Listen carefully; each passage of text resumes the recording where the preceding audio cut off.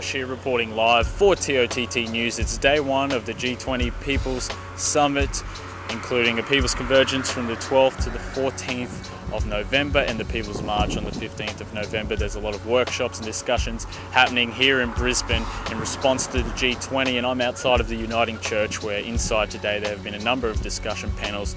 Okay, we have a session here, very interesting discussion on the power of transnational corporations, some of the effects of transnational corporations in some parts of the world, Brazil, Chile and Australia and Canada, and how to try to deal with this monster called the transnational corporations.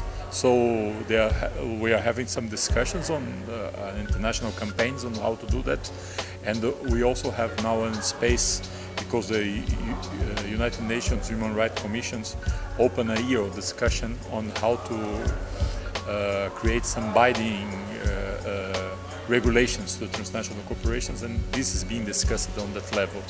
There's also discussions about civil liberties happening inside, including anti-terrorism legislation, immunity for ASIO, which we've covered in depth on our website. So a lot of discussion happening here today at day one of the G20's People's Summit.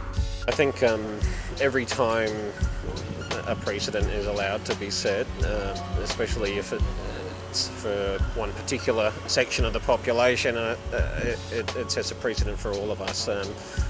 There's, the anti-Muslim hysteria that's been whipped up by politicians and the mainstream press who work with them, the Murdoch press in particular, not you guys. I think that's about enabling the government to set up laws that strengthen its repressive powers and the repressive powers of the state, and that's a frightening thing. But all over the world it's happening, and it's happening hand in hand with huge economic attacks on the most vulnerable parts of society, and the poor, the sick, the elderly, and so on. And huge transfers of wealth to make the rich richer and the poor poorer. What do you think is the plan moving forward, and what did you hope to achieve from this discussion today?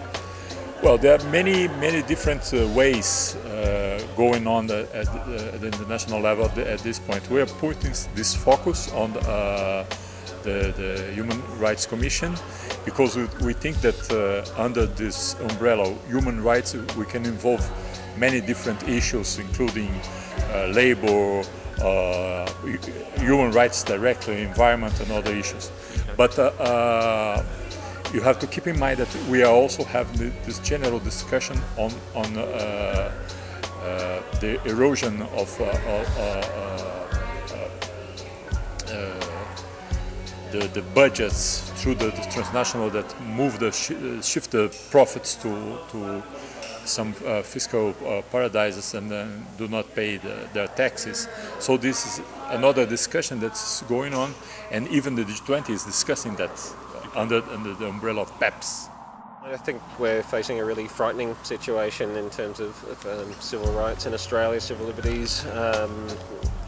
I think in particular, I guess one of the things that stood out for me was the foreign fighters bill.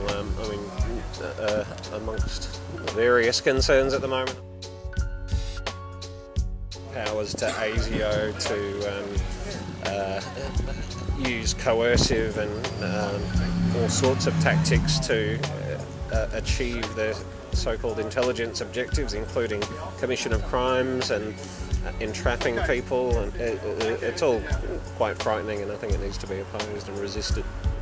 They restrict our rights and stop us in so many ways through legislation from trying to dissent. They can't break the spirit of true community and understanding of what it means to see that another world is possible. And that's why we're all here this week, and that's why we'll all continue to participate this week, because we do understand that community can beat multinational corporations.